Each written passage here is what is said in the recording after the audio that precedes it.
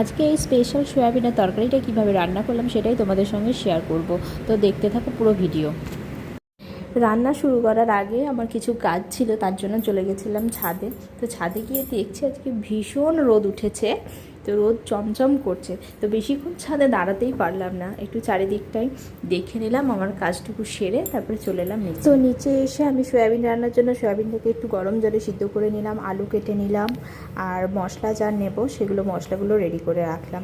তো চলো এবার আমি আস্তে আস্তে সব শুরু করে দিই। মশলাগুলো আমি একটু ব্লেন্ডারে দিয়ে দিচ্ছি, আদা আর রসুন, কাঁচা লঙ্কাটাও দিলে হয়, কিন্তু আমার ছেলে খাবে তো, ও বেশি ঝাল খায় না বলে দিলাম না।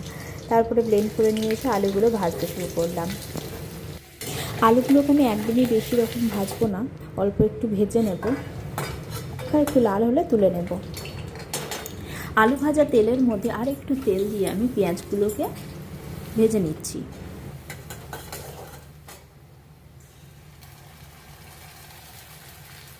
এবার পেঁয়াজগুলো ভাজা ভাজা হয়ে গেলে আমি দিয়ে দিলাম আদা রসুনের পেস্ট। আদা রসুনের পেস্টটা দিয়ে বেশ কিছুক্ষণ নাড়াচাড়া করতে হবে।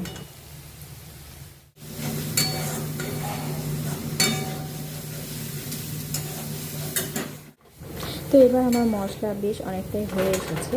এরপরে দিয়ে দিলাম আমি টমেটোগুলো আমি আগেই কুচি কুচি করে কেটে রেখেছিলাম, পারলে এভাবেই তোমরা সবাই টমেটোগুলো কুচি কুচি করে কেটে নেবে।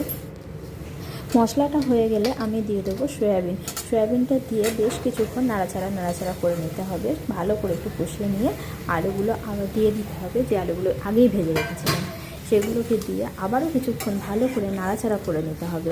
তারপরে পরিমাণ মতো লবণ দিয়ে জল দিয়ে ফুটিয়ে নিতে হবে, তাহলেই রেডি হয়ে যাবে তোমাদের সয়াবিনের তরকারি।